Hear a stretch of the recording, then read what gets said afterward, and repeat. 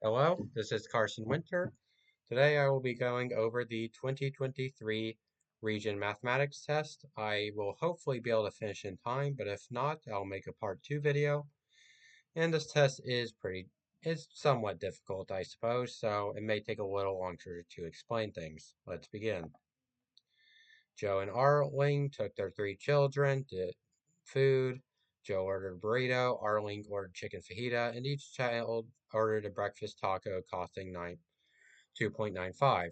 If this is the tax rate, what is the total cost? Well, add up all the items together, multiply it by your tax rate, 1 plus 8.25%, and you get 25.71. 2. Total energy, a sphere rolling it down an incline with all this stuff. Basically, you just put this into EQ solver, replace all the variables when needed. This replaces the energy, this replaces M, G replaces G, H replaces H, and then solve for this V. You do that, you get 1.22 meters per second, I believe, actually. I guess I think I forgot to check for certain that my answers were correct, but I think I'm pretty confident that most of them are. If there are any errors, please tell me, and I'll try to re-explain it. AB intersects CD at point AB. Uh, okay, and find A plus B. Well, first off, the best method is probably just to stat edit and create the lines. So put this into L1, L1, L2, L2, and go to stat, calculate linear regression, store in Y1, and you get this line right here, or sorry, yeah, -4, 8, and then 8 and 2 for AB. And then CD, you do the same for that. And then you simply figure out where they intersect. So Y1 is equal to Y2 at that X value and the Y value. Add it and you get 8.4. Point E lies on the perpendicular bisector of AB, then R is equal to what? Well, this one is easier. First, you got to figure out the slope of the line AB. So you go down 6 and then 6y and then up 12x. So your slope is -1/2. So the perpendicular bisector of that would have the same slope power to -1 times -1. So that -1/2 would turn into 2. And then since it's a bisector, the x and y values are in the middle.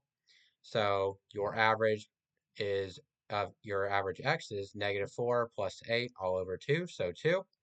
X minus 2. Then your average y is x plus 2 is 10 divided by 2 is 5. So this is your equation for the perpendicular bisector. Figure out when it's equal to 3 to figure out this E point right here, and you get 1.0. An approximation for a person's maximum heart rate is given by this equation, where MHR is the maximum heart rate and X is the person's age. Recently ran 3 miles in 30 minutes, and his heart beat that many times, and he ran with his heart rate at that percent of his MHR. Okay, and how old is Randy? Well, first off, let's figure out how fast his heart was beating per minute. So divide 480 by 30. Then because his heart rate was 35% of his MHR, you have to divide by 0.85 to turn it back to his actual given MHR. And that value is equal to the equation given here, and you get an age of 60. Number 6, Salem left Canadian and traveled north at 24 miles per hour for 10 minutes. Then he turned east and he traveled 28 miles per hour after 22 minutes. What's a straight line distance? Well, this is going to be Pythagorean theorem. How far does he travel north? So your speed times your time is your distance.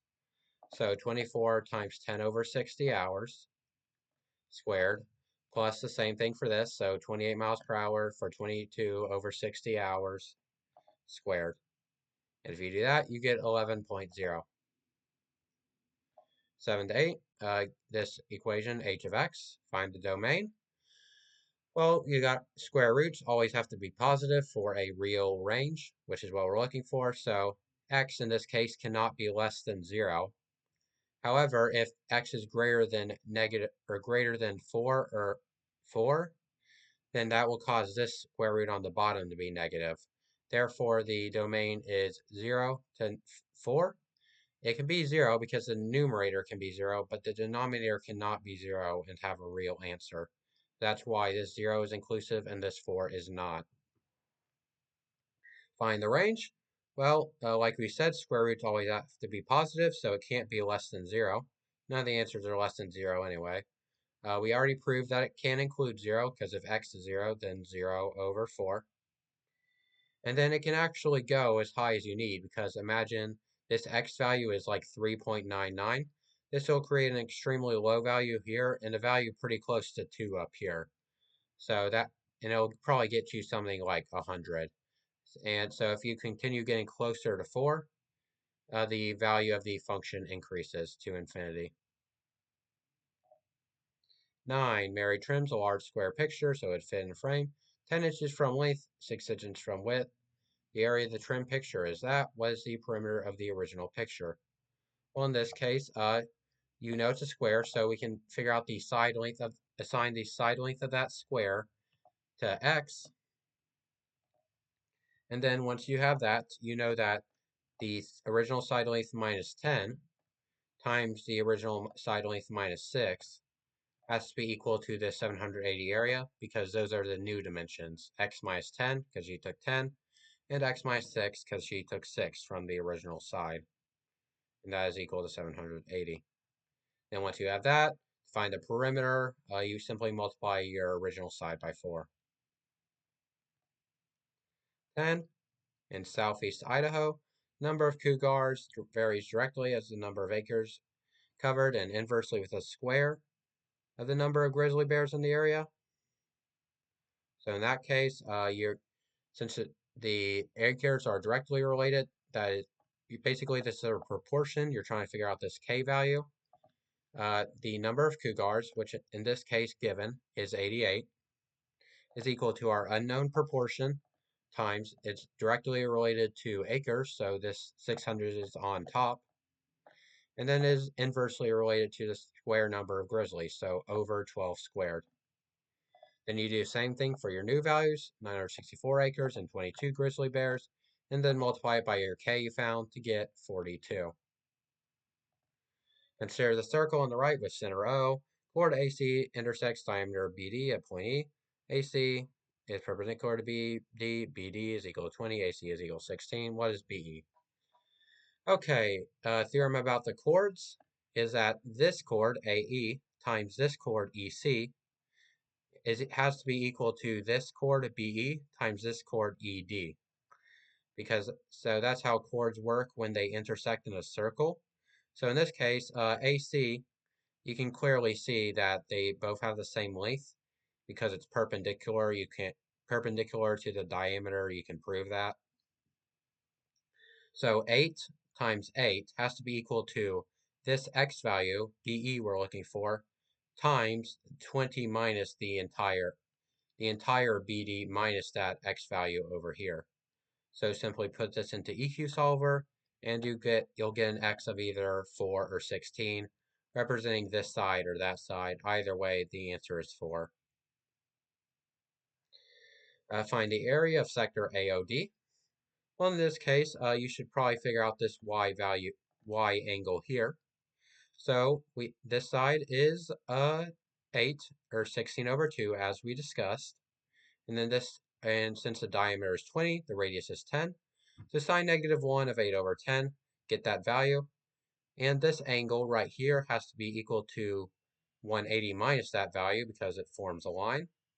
So 180 minus y is your angle here. Then once you have that, you can do the area of the circle given a certain part of it. So radius squared times pi times your angle over the entire 360 degrees in a circle. And if you do that, you'll get an area of 110.7. Okay, triangle ABC is similar to triangle DEF. AB is equal to that, BC that, AC that, and EF that. Find the perimeter. Okay, in this case, you got to figure, since you know they're similar, each side is proportional to its corresponding side. EF, as you can see here, corresponds to BC.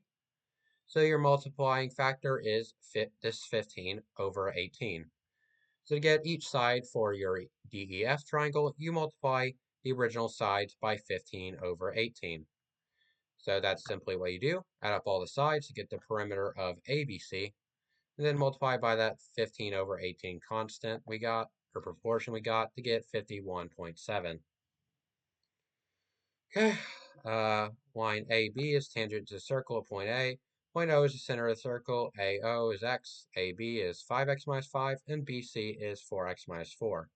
What is the perimeter of the triangle? Okay, well, the first thing we got to do is we got to figure out what that x value is. So basically, I guess I didn't write it here. Did I? No, but I guess not. Basically, what you do is you have to simulate Pythagorean theorem. Because this is a tangent line, this angle here is a right angle. Therefore, AB squared plus AO squared has to be equal to OB squared. So your AB is 5x minus 5. Your AO is just x.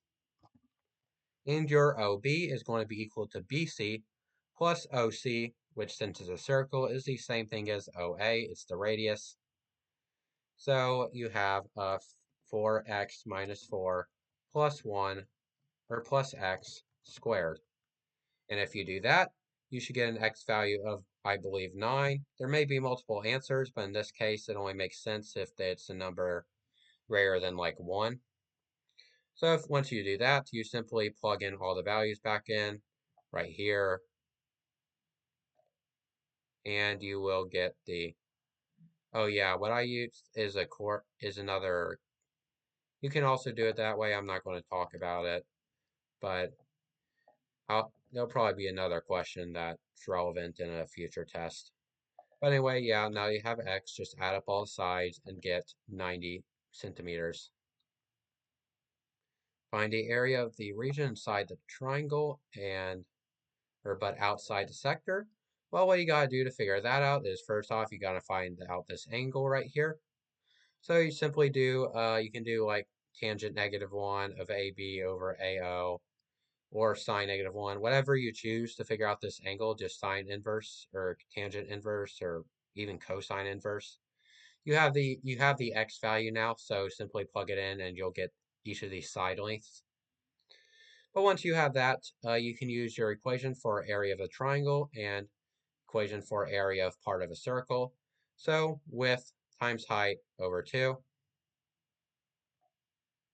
and then minus the angle, uh, minus this part of the circle, which is this angle over the entire 360 degrees triangle, times the area of your triangle, or over the entire 360 degrees of the circle, times your area of the circle. And if you do that, you'll get 125. Following points are the vertices of a right triangle. These stuff right here. If measurement of ABC is 90 degrees, B is greater than 0, then what is B? Okay, since we know that it's a right triangle, we know that Pythagorean theorem works again. So since ABC is your 90-degree angle, that means that AB squared plus BC squared has to be equal to AC squared, because the B angle is opposite of the hypotenuse of AB. So you got to do that. When put into EQ solver, you got to figure out the length of these segments. So this case, x distance of 10, 10 squared, and then the distance of b plus 2, or b, I guess, minus -2. So b plus 2 squared. This is the distance of AB squared, and this is the distance of BC squared. You use a similar method. You know, 4 minus this 6, and then b minus this -2 to figure out the distance. Once you square that, you have a squared plus b squared is equal to your AC squared, as gotten from 6 minus -6 squared plus -2 minus -2 squared, so 0 squared. And if you do that and solve for b, you'll get 2.47. 17, consider this triangle. DE is 13, EF is 15, DF is 17. Find the length of the longest median. We have a program for this to make it really simple. Go to triangle, special segment, click on median, and then put in every single side. And you'll give you all the medians on the triangle, and then just pick the largest one. 13.1 is a median, but it's not the largest one. If you're actually trying to solve it, then make sure you don't do that. But honestly, I don't even know how to solve this equation like that. Could probably do it eventually, but it wouldn't be easy. 18, consider triangle GHI with a point J that lies on side GI. GH is 24, HI is 36, and IJ is 24. And HJ bisects this angle right here. What is GJ? Okay, a property about the proportion, or about, I guess, GJ and IJ. If the proportion of this GI side that accompanies one side of the, like, IJ or GJ, is based on the percentage of, or the percentage of HI over these two sides, HI and HG. That may sound a little confusing, but let me show you the equation to hopefully help you understand. In this case, GI, or in this case, we're figuring out GI, yeah. Right now, we're figuring out the equation of GI right now. So we know that JI right here is 24, and JI is based on this side over the sum of these two sides multiplied by the entirety of JI. So 36 is your HI, and then your total of these two sides, and then your unknown length of GI, and then that has to be equal to a length of 24. Then once you have that, you'll get GI is equal to 40, and then obviously anything that's not JI is of the 40 is GJ. So 40 minus 24 is 16.0. Maybe a little confusing. Talk to Ivan if you want to learn more geometry. He'll be here one more year than I am, so maybe, or you can just ask me in person and I'll try and draw out a better explanation for you. Consider this triangle with these vertices. What is the triangle? First off, the answer can never be these two because there's only one answer and all triangles fall into these three categories. Don't even know why they're on there. But you simply use Pythagorean theorem to figure out each of the side lengths, distance between -8 and 2 squared, distance from 7 and 3 squared, etc. for all the sides. And you'll find that two of the sides are equal, and it is therefore an isosceles triangle. The sphere sits on top of the cylinder, as shown right. Total surface area of the figure is 1520. The height is 3 times the radius, and find the volume of the figure. So this is basically one giant EQ solver problem with an unknown R. So basically, the surface area has some parts. First off, it has this bottom circle right here, R squared times pi. It also has this lateral surface area right here, which is the circumference times the height. Circumference 2 pi r times the height, 3r. And then you also have this hemisphere over here. The area of a sphere, surface area of the sphere is 4 pi r, but since it's half a sphere, it is 2 pi r squared instead, and 4 pi r squared. So do that, and you set that equal to 1520. That will give you a R value, and once you have that R value, you can plug it back in for the volume equation. Volume of the cylinder is the base, so area of a circle squared, times the height, or area of the circle on the bottom, times your height of 3r. And then you also have this hemisphere. Volume of the sphere is r cubed times 4 over 3 pi, but since it's half, it's 4 over 2, or 2/3 pi. Plug all that in, and you will get 4,540. Dwayne The Rock Johnson weighs 21 stones, or 8 stones in a hundredweight, 20 hundredweights in a ton, and 9.81 newtons in a kilogram. He weighs how many tons?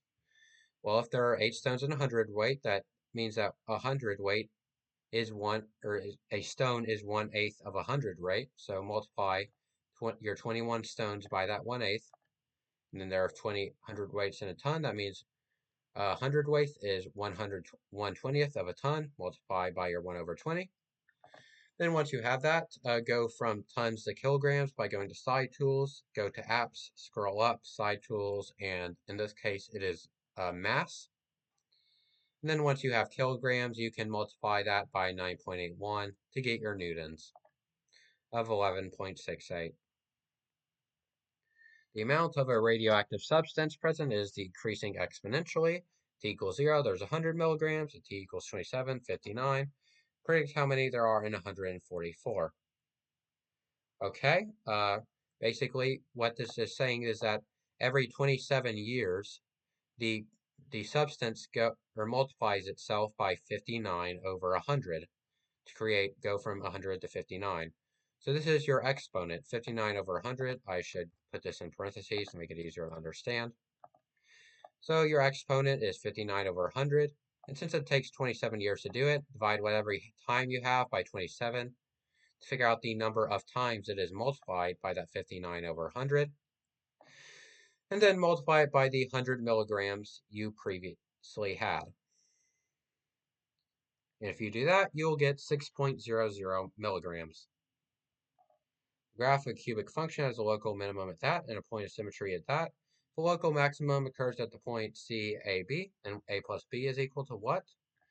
Well, okay, the point of symmetry, based on my understanding, means it's since it's a cubic function, it means it's flipping the graph in a way. So anything that was a minimum becomes a maximum on its equivalent on that side. So you got to figure out what the equivalent of that is. Well, 7 goes to 0 to get to the point of symmetry. And that means that it goes another 7 down to negative 7 to get to the x value of your maximum. And then you have your negative 4 goes up to 6, adds 10. So you add another 10 to get to 16. So your point is negative 716. That's your local maximum thanks to this point of symmetry right here. And negative 7 plus 16 is 9. Consider a regular pentagon with this perimeter. Find the area of the circle inscribed in the pentagon. Okay, in this case, the side of a regular pentagon is 23 over 5. I'm going to try and draw it, kind of help you visualize how the circle is. The circle, because it's inscribed, kind of looks like that, where it's touching this middle edge here. So basically what that means is you can do, why can't I think, tangent. Tangent, so you can get this side here, divide it by 2, and now you can draw a triangle of sorts. And you can see this part right here is the radius of the circle. So tangent of this angle right here, which is 180 over 5, the entire pentagon over the number of sides, which would be 5. This entire angle is 72, but since it's split in half, it's 36 now. That is power to negative 1 to represent opposite over adjacent, or adjacent over opposite, my bad. Then you multiply it by your opposite to get your adjacent. This is your opposite because pentagon, divide by 5 to get each side, and divide by 2 because it's dual splitted. And once you have that area of a circle, r squared times pi to get 31.5. Given f of x is equal to that, if g of x is the inverse, then what is g of 7? In this case, since it's the inverse, you simply figure out when f of x is equal to 7. That's simply what g of x means. Put that into EQ solver, you get 5.0. Next problem. Graph this quarter circle and this line intersect at the point PAB. If h of 10 is 6, a plus b is equal to what? Okay. First off, you got to figure out this line h of x. Well, as you can see, it clearly goes through the origin. And h of 10 is 6, which means the slope must be 6 over 10 because it starts at the origin. So 3 over 5 to simplify, and your equation is 3x over 5. Once you have that, you can simply figure out when it's equal to what component would make it equal to that circle. So your y is equivalent to 3x over 5, and x squared plus y squared has to be equal to 10 squared to form a circle. So you're looking for what value? The y squared from a given x plus the x squared from a given x is equal to 10 squared. I simply square rooted this side to show it.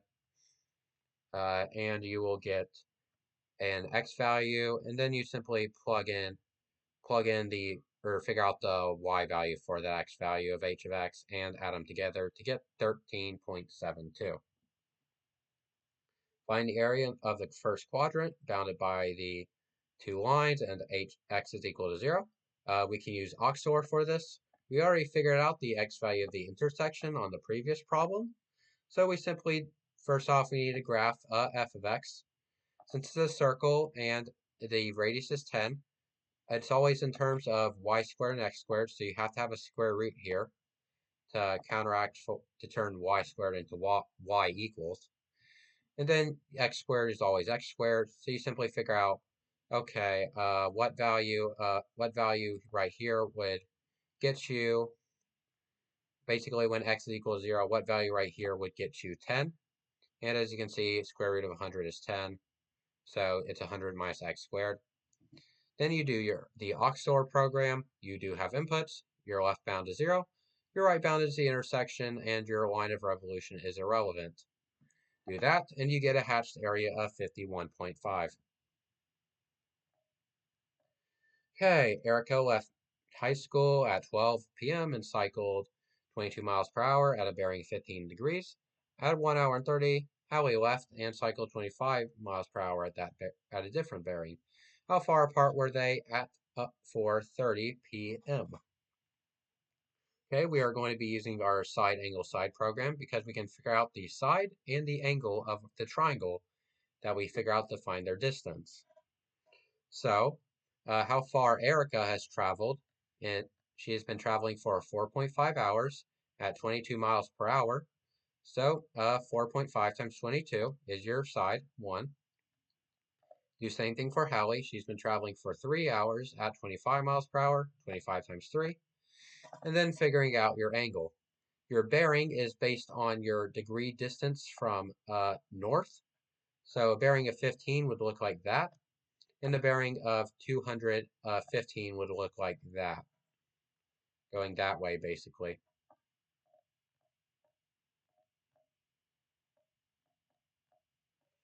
So what happens is that basically you are adding 200 degrees to change their direction.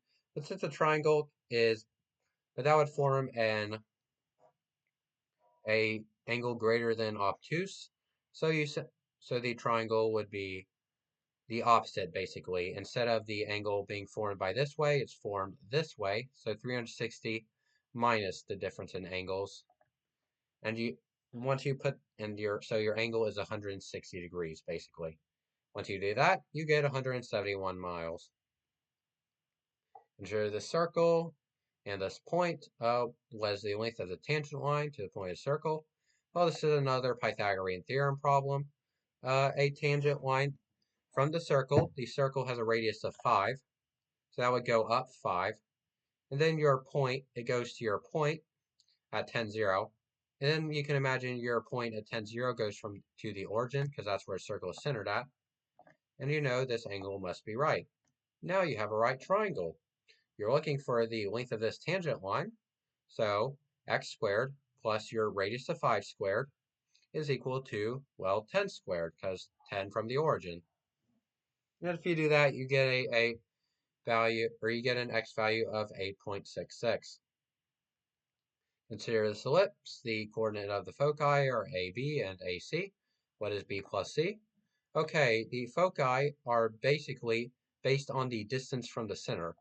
So one of the foci is going up like that, and one of the foci is going down. So when you add the two foci together, this up and down cancel out each other, and your answer is simply 2 times the center of your center y value, because the foci are y based. So you simply figure out what is your y center. Well, you only care about the y values, so divide all the y values by 3. You get y squared minus 10y, and you can simplify that to y minus 5 squared. and then you have to add some constant over here, but that's the kind of the gig of how it works. So once you have y minus 5, the y value, that's the center, is now 5. 5 plus 5 is 10. Also, problems like these are often a good time to do a 0.0 guess in this case. It's not a bad idea because mathematicians like to work with whole numbers. Consider a hyperbola centered at the origin with this vertex and an asymptote of y equals x. The coordinates of the foci are b and c. Absolute value of b minus c is equal to what? Okay, in this case, you cannot use the center trick because they are subtracting the foci instead of adding them. However, you are essentially looking for the what this does do is it cancels out the center instead of the difference from the center. So now your absolute value of b minus c is basically 2 times the distance from the foci to the center. So what is that distance? Well, you given that a vertex it's centered at the origin and a vertex is at 0, -2. That means that the distance from the center to the vertex is 2. And you're given that the asymptote is the equation y equals x. So that means your x value is basically the same. I can't really draw that out, but imagine your x value has a distance of 2. So Pythagorean theorem now, x squared plus y squared is equal to your foci distance from the center squared, because that's how you calculate foci on an ellipse. Once you do that, multiply it by 2 and to get 5.7. Which of the following is one of the fourth roots of this number right here? This is a spot where I could have made a mistake, but I don't think I did. If you see a mistake, you can correct me on it and hopefully understand why I made the error and why your answer is correct. So, first off, you got to figure out what degree is this. You can imagine this as your x value and this is your y value. So basically, I guess how should I put it? You can draw remember drawing the unit circle. This is you're basically kind of like this. Your line is kind of like this right now. So your line is pointing down, and you got to figure out what degree value would cause that to happen. So basically, what degree value would cause both of these to be negative and the y value to be square root of 3 times the x value. Well, the angle that does that is 60 plus your 180, so 240 degrees. This is basically you can imagine this as 240 degrees. Now the fourth roots of that are determined by dividing this 240 degrees by 4. And then once you have that, to get to the next fourth root, you have to add 360 over the number of roots, or in this case, 90. So your roots are based on 60, 150, 240, and 330 degrees, and the replicas that would form from that. This value right here is also 240 degrees because, as you can see, both negative, and this is square root of 3 times this value right here. 60 degrees would look like 1 plus square root of 3.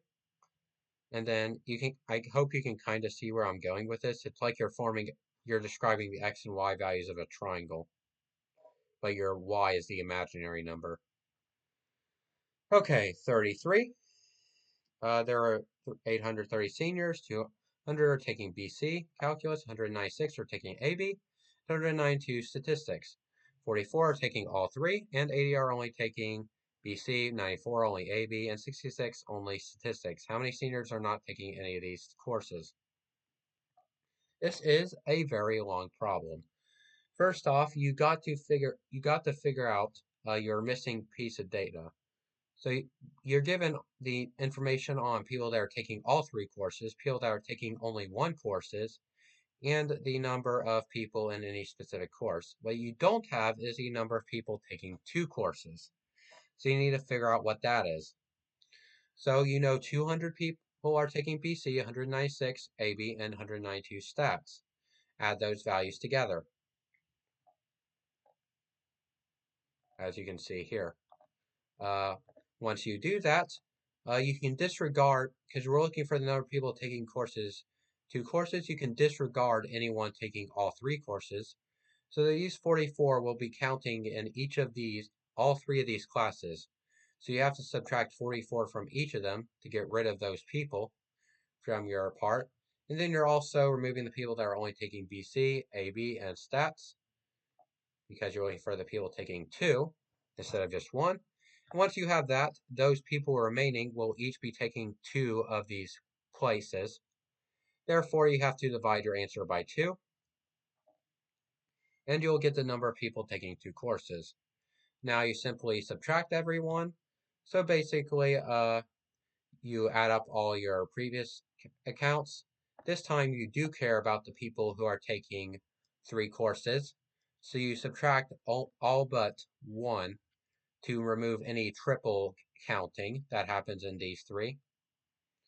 So you still keep them in the equation, but you remove their duplicates. And then you also have to subtract your answer once to remove their double counting. And finally, subtract that from the 830 total people to get 438 who are not taking any of these courses. The parametric equation x of t is that, and y of t is that. Can be model path of projectile. How far will projectile travel horizontally from the moment it is launched to the moment it hit the ground? You can imply that, it hits the ground at y equals 0. Plug in all these values and figure out which t value results in 0 for y of t. EQ solver, put it in, and solve for, I believe it is t. And then once you have t, plug it back into your x of t, and you'll get 481 feet. 35, find the distance from the point 6210 to this plane there. Whew, okay.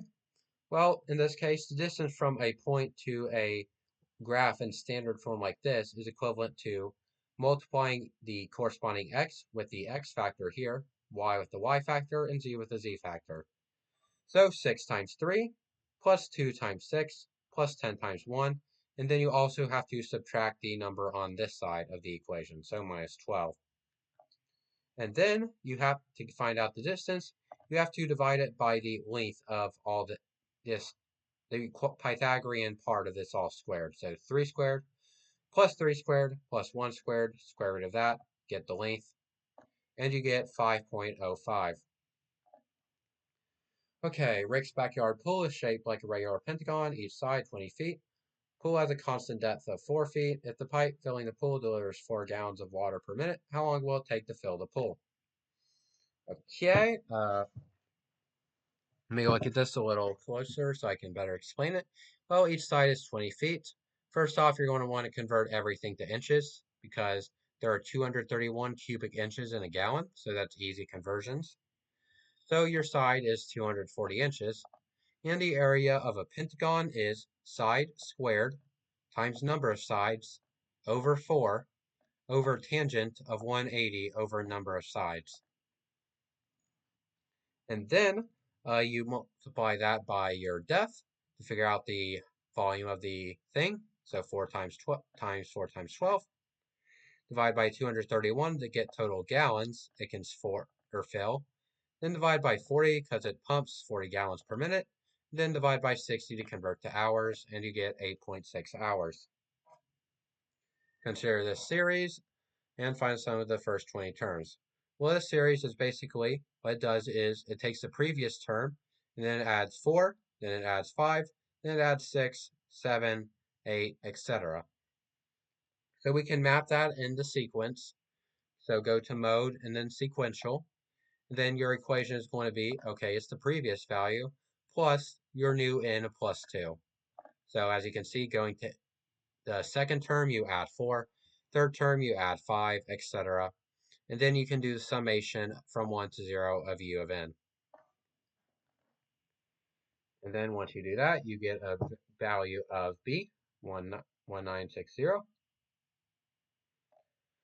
Okay, a circle with center P has a radius 6. Externally tangent circle with center O, which has a radius of 9. Points AB lie on the circle O. From P, tangents PA and PB are drawn to a circle with center O. Find the area that is inside kite POAB, but outside of both circles. This is a lot, and I don't even really want to try drawing it. But basically, what you got to understand is it basically forms another triangle.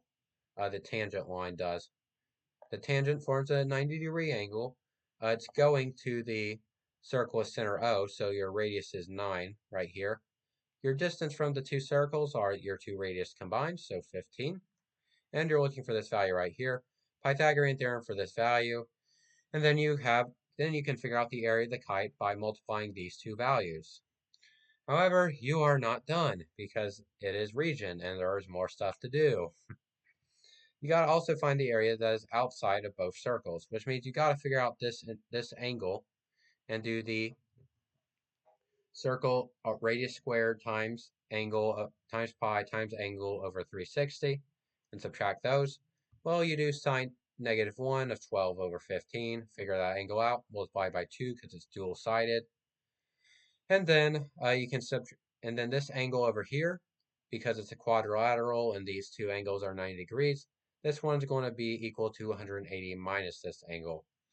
Once you have all of that, you can subtract the area of your circles.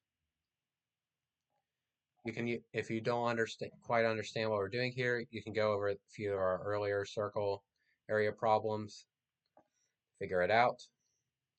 And if you do that, you get 9.7. Very long, very annoying, but it's definitely something you can do. The graph of r is equal to this random mess is a parabola in this form. Well, I'm going to be real with you. This looks way too complicated to solve. Just graph in r, then try and figure out, okay, what's the equation?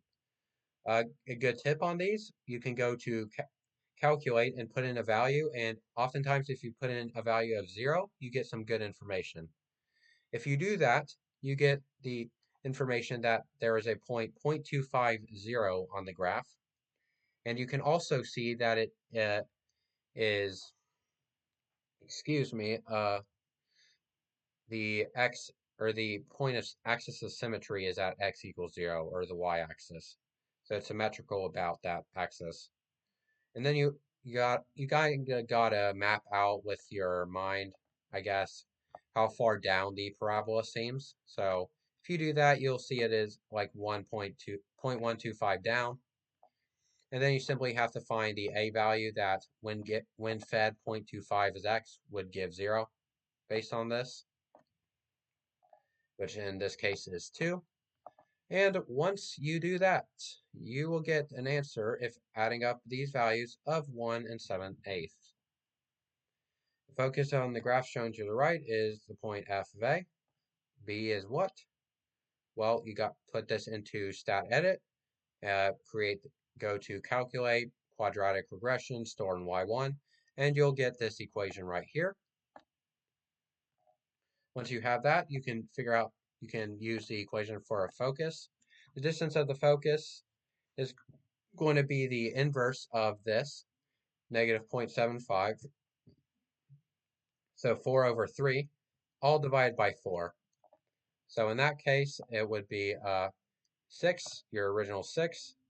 Then, oh, sorry, this is minus your reciprocal of your a value, and divided by 4. And you'll get 5.33. Okay, consider the line tangent to the graph of the parabola at x equals 6. The x-intercept of this tangent line is what?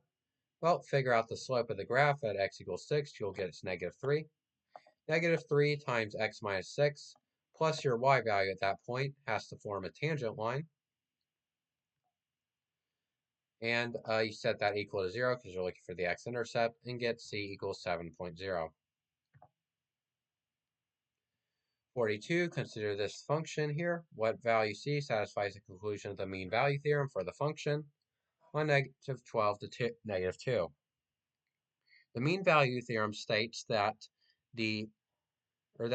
basically, if you take your value of f at -2 and your value of f at -12, and you'll find out the distance between them, as you can see, it goes from 9.8 to negative 14.0 to 9.8 in 10 x values. So it means that somewhere from negative 12 to negative 2, this is what the mean value thing means, the derivative of that function must be equal to the average rate of change, or 9.8 plus 14.2 over 10 is your average rate of change. So you simply find the value at which that statement is true, go to EQ solver, derivative of y1, x equals x is equal to this value right here, and you get negative 7.00. Find the area bounded by this graph. Oxor, no input. Oxor program. Our line of revolution, as you can see in the next problem, is negative 6. But for simply, you can put these two equations in y1 and y2, Oxor, no input, and it'll give you the area bounded and the line of revolution by x equals negative 6. 45. Table shows differential values of function f and g. If h of x is equal to f of g of x, then what is h prime of 1? Okay.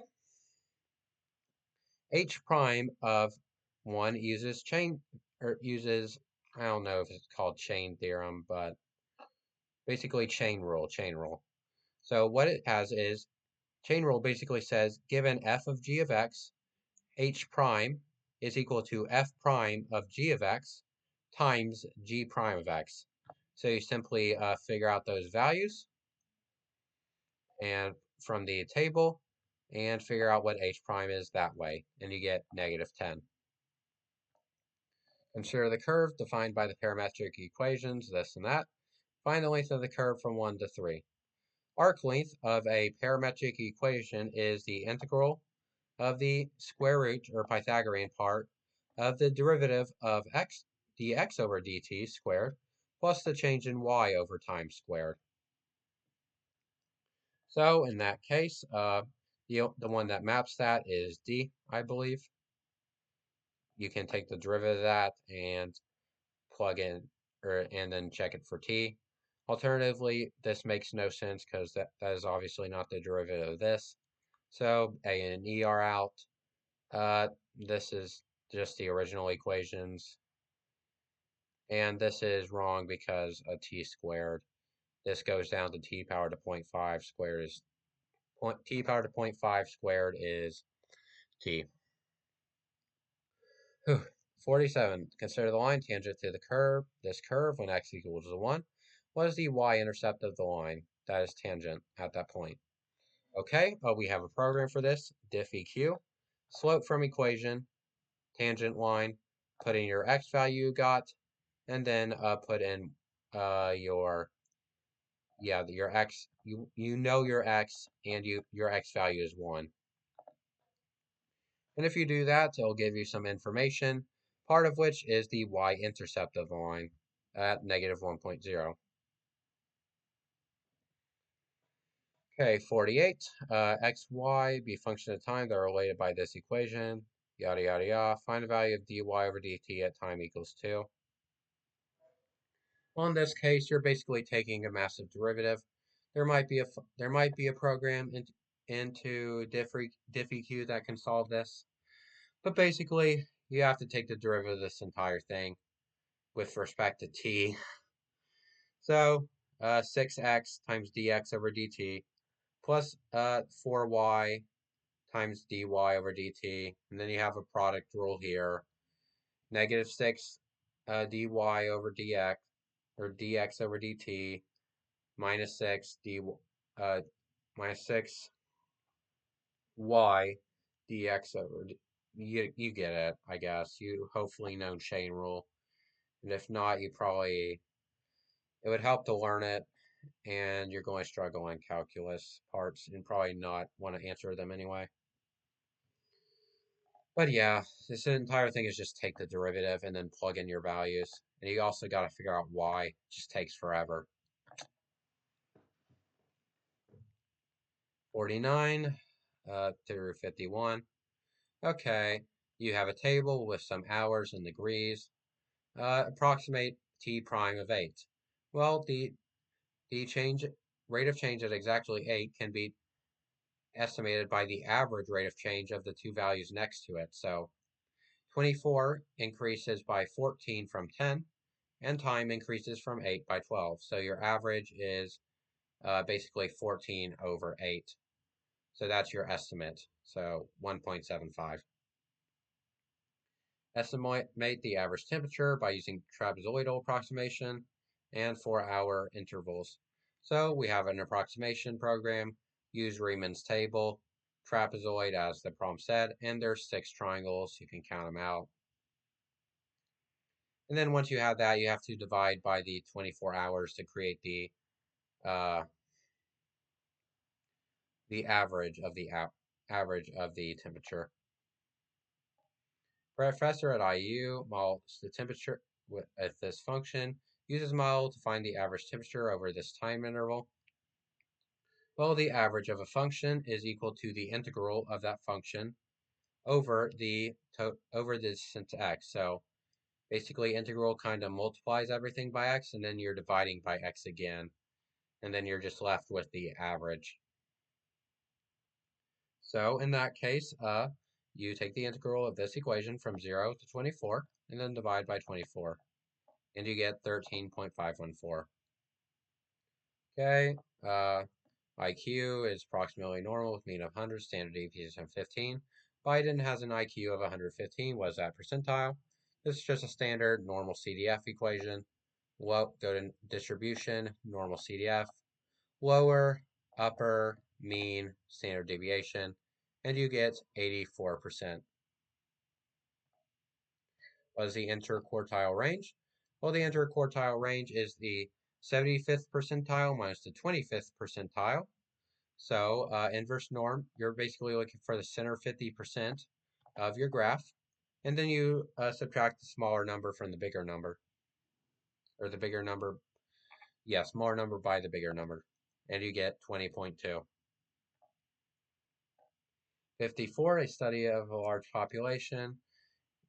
Researchers research the relationship between obesity and I can't speak anymore. Diabetes. The results of the survey are in the table. 4 adult men are selected at random. Find the probability that at least 2 of them have diabetes. Okay. Well, first off, we gotta figure out the chance of any random person having a diabetes. First off, obese and has diabetes. Just gives you a 0.12. Great. You also need to figure out the chance that they are not obese and have diabetes. So to do that, you got to figure out, first off, what percent of the population is not obese. Then the proportion of the entire population that is not obese and does not have diabetes, and is not obese and does have diabetes, has to add up to the percentage of the population that is not obese, because you're covering both possibilities of this. Well, the probability that they are not obese is 1 minus 0.33, 0.67. Subtract 0.59 from that, and you'll get 0.08. So then 0.12, did I do? No, this is 60.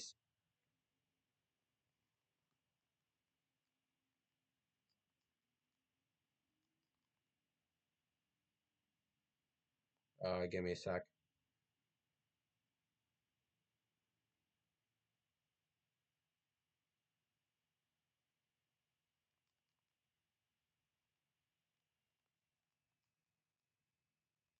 May have made an error.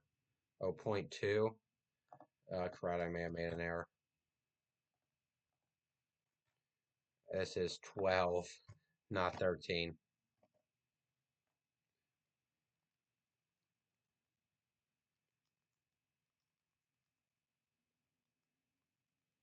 18. Yeah, okay.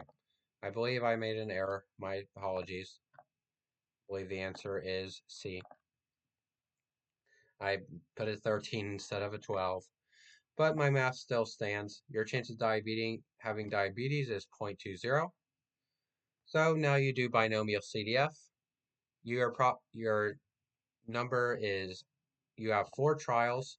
Your probability of having diabetes is 0.20, and putting in 1 will give you the chance of them having 1 or less people who have diabetes, which subtracting that from 1 will get you the chance of 2 or more.